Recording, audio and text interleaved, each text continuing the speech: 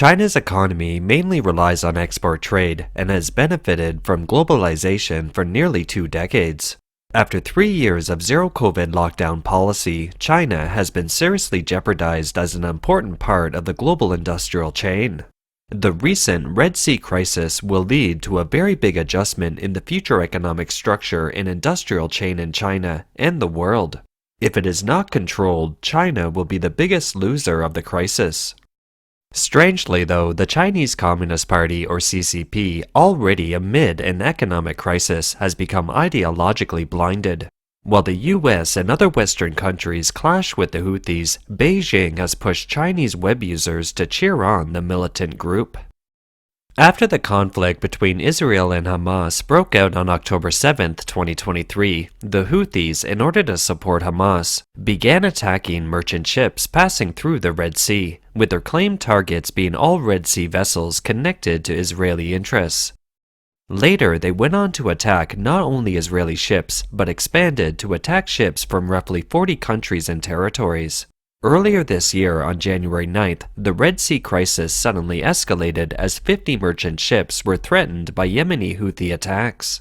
This is the largest attack since the Red Sea crisis began in November 2023.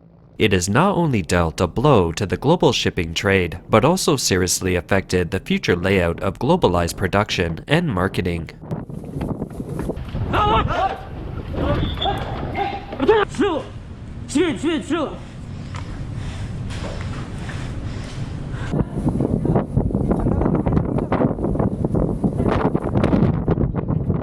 The Houthis claim to only attack Israeli-related vessels as well as British and American vessels, but given the complexity of international shipping in terms of what flag to fly, crew nationality, company affiliation, destinations, and so on, it is far from easy to fully and accurately identify these intricate relationships.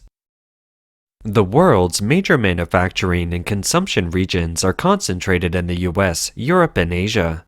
It enters the Indian Ocean through the Strait of Malacca and then enters the Mediterranean Sea via the Red Sea through the Suez Canal, which is the main canal connecting Asia, Europe, and the US.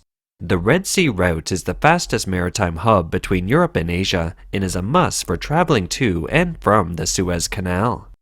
The Suez Canal carries 12% of the world's trade, with more than 17,000 cargo ships passing through each year. 30% of the world's container traffic passes through it, and the value of the shipments exceeds $1 trillion annually. In terms of energy, 12% of seaborne oil and 8% of liquefied natural gas pass through the Suez Canal. Any related trade disruptions and delays could lead to a chain reaction throughout the world economy. In the wake of the attack, global shipping giants have announced the suspension of Red Sea shipping and a detour around the Cape of Good Hope in South Africa, including China, COSCO Shipping, and Taiwan's Evergreen Marine Limited. Detouring to the Cape of Good Hope would mean an increase of at least 3,300 nautical miles and about 10 days of sailing time each way, adding more than $1 million per ship in vessel and fuel costs. And since the Cape of Good Hope is known for its harsh weather with high winds all year round, the actual cost of the detour is likely to be even higher. Even for ships that don't make the detour and still sail through the Red Sea, their insurance premiums have risen nearly tenfold. These costs will ultimately be passed on to consumers. If the crisis continues, the global supply chain will be disrupted. Ships' transportation capacity will be consumed by about 20% due to the detour. It will also take time to realign the fleet of containers, which will increase the risk of supply chain disruptions. The US began launching counterattacks against the Houthis late last year. Since January 15, 2024, the Houthis have attacked 2 consecutive merchant ships from the US. Since January 11th, the US and the UK have been launching large-scale attacks against the Houthis, targeting radar systems, airports, drones, and missile storage sites.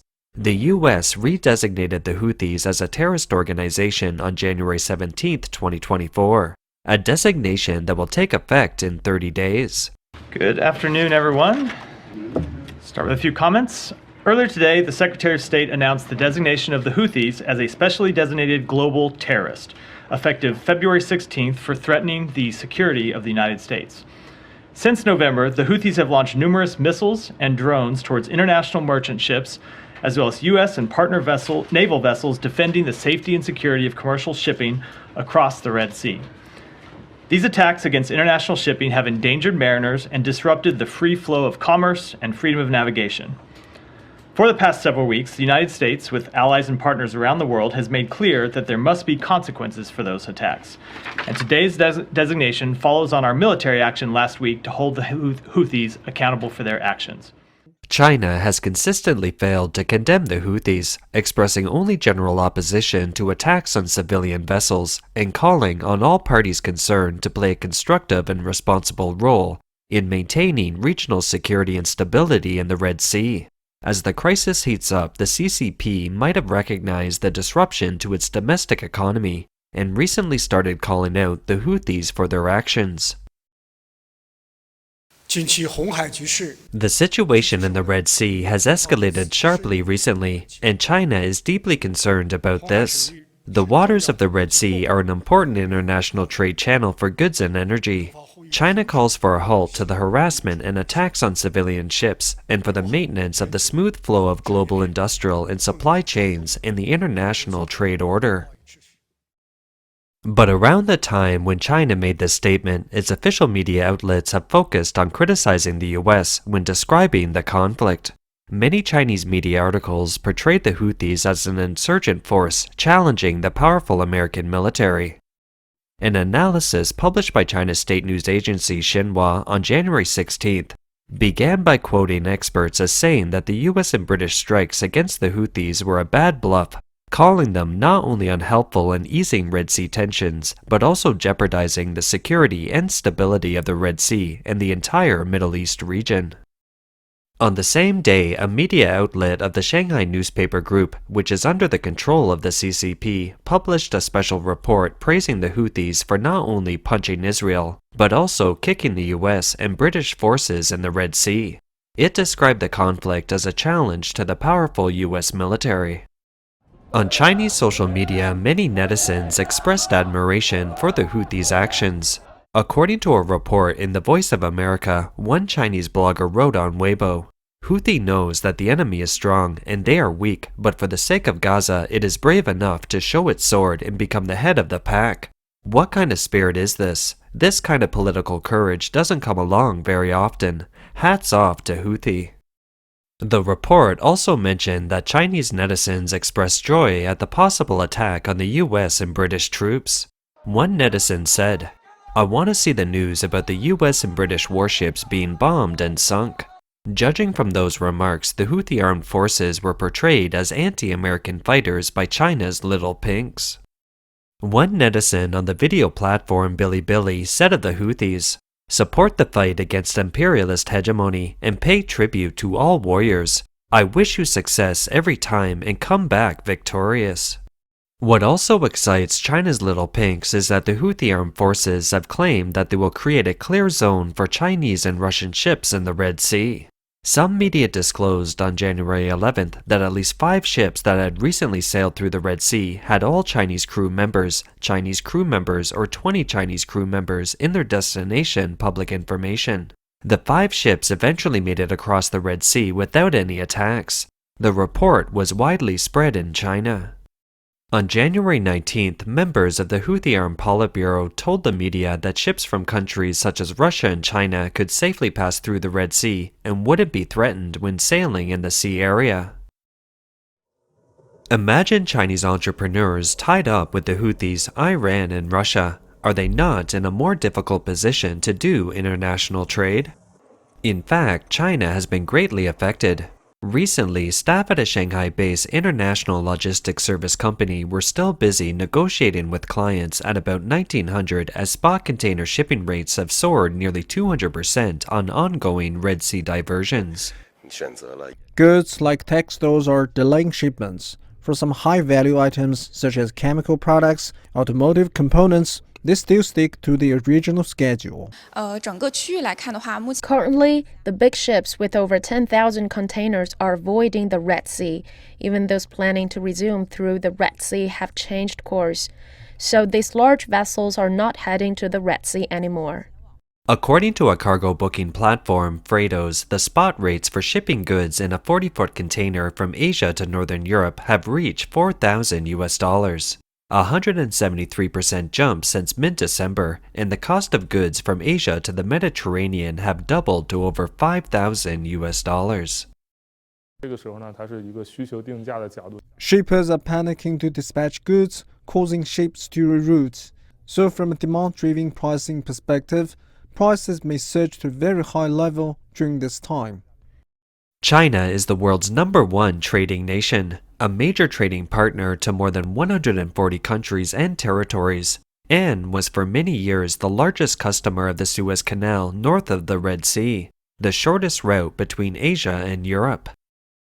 Reuters reported on January 19th that some companies such as US-based BDI Furniture have said they are relying more on factories in places like Turkey and Vietnam to mitigate the effects of supply disruptions, one of the West's most recent moves to reduce its reliance on China amid geopolitical tensions. The danger for China is that other companies will follow and reevaluate their de-risking strategies and may choose to move production closer to home, known as nearshoring.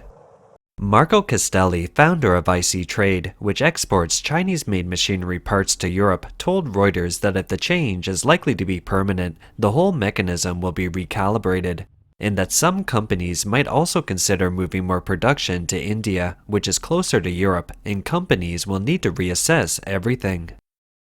Not only that, but China's economy depends on a steady supply of oil and gas from the Middle East and a smooth flow of global shipping. Another Reuters report said that China has invested heavily in developing the shipping route over the years to profit from its secret channel. Chinese and Hong Kong companies pledged at least $20 billion for various projects along the Egyptian waterway in the months before Hamas attacked Israel on October 7, 2023.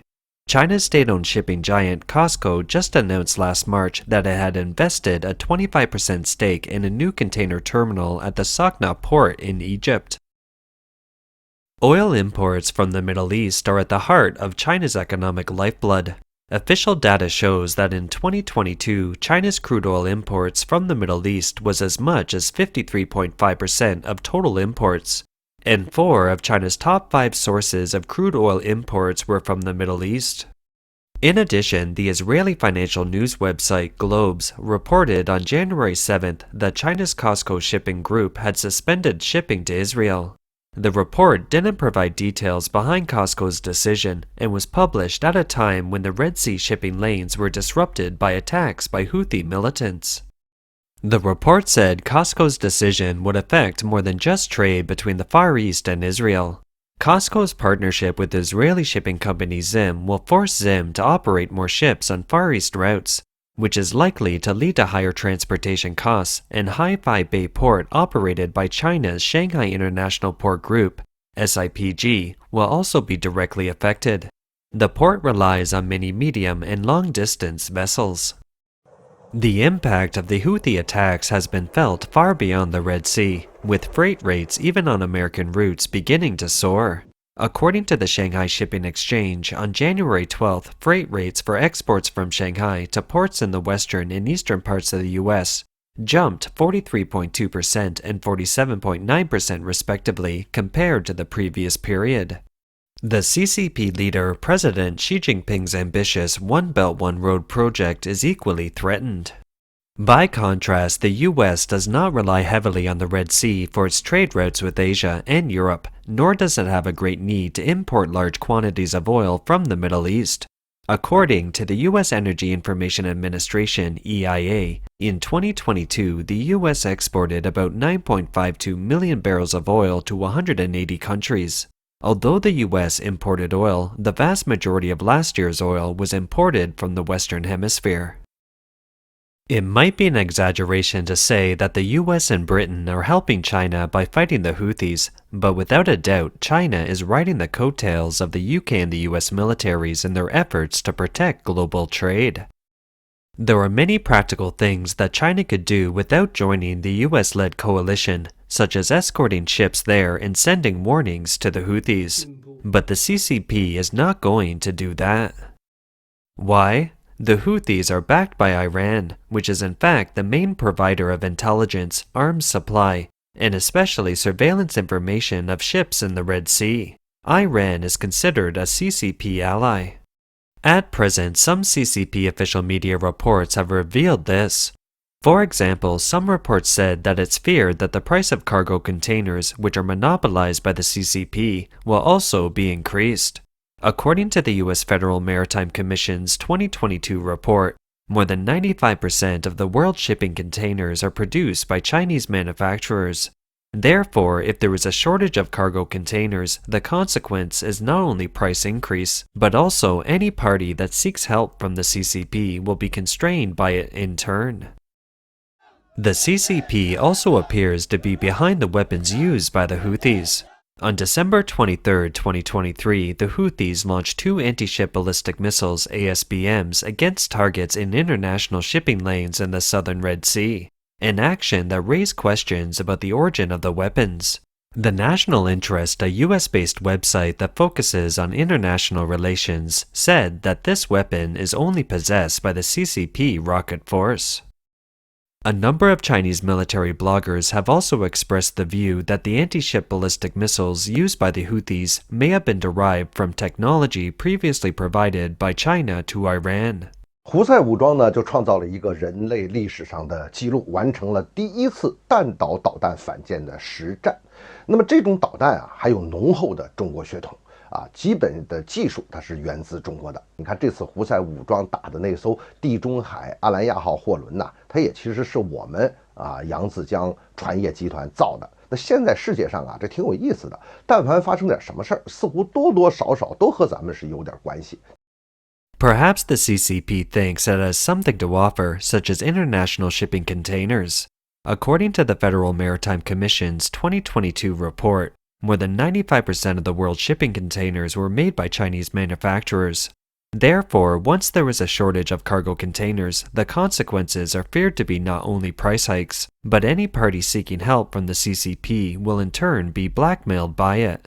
At present, some official media of the CCP have already hinted at such a possibility. However, as we analyzed earlier, the expansion or persistence of the Red Sea crisis beyond a certain level will pose serious risks to China's long-term economic and strategic interests. Some analysts believe that this crisis in the Red Sea isn't likely to end unless the Israeli-Hamas war ends. What is alarming is that the Houthi attacks could also lead to a larger regional conflict. With China's economy already facing a real estate crisis, weak consumer demand, a shrinking population, and sluggish global growth, a Red Sea crisis would only reduce the West's reliance on China's supply chain.